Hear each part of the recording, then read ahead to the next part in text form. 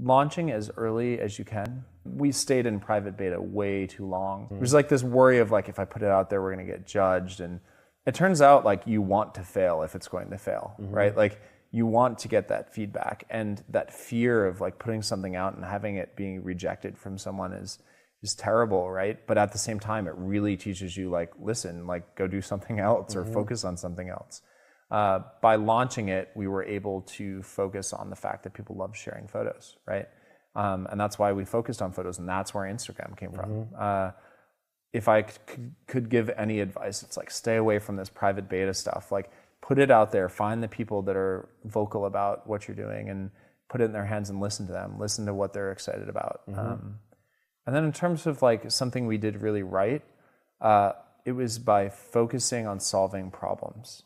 I think far too many startups are technologies in search of a problem. They're like, oh, I guess Google Maps exists and I guess tweets exist, so let's mash them up and do this like geolocation tweet thing.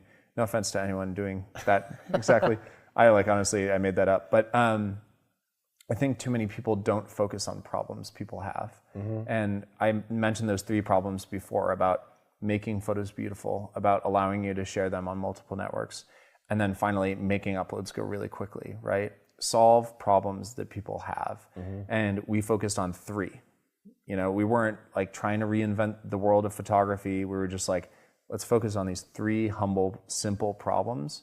And that's what turned Instagram from, you know, simply yet another network trying to tackle this photos thing to something people used. And that was the fundamental difference. I think probably the first time you used it was like, it solved these 3 problems. Yeah, absolutely. So I would, you know, give that advice to any entrepreneur, which is like, what are the 3 problems you're going to solve? It seems like you've been pretty slow to launch new features. Yeah, I think too many startups, like the goal is to maximize features. Like I had one VC come up to me and was like, you guys haven't really launched any features in the last year. Like, is that a problem? I was like, dude, do you know how much work we've done on the product to make it scale to where it is today? Right. The things you launch that end up making the difference are not like yet another feature that no one's going to use. It's like, what can you go really deep on, right? What we went deep on was scaling to over 15 million users. We made our filters fast, right?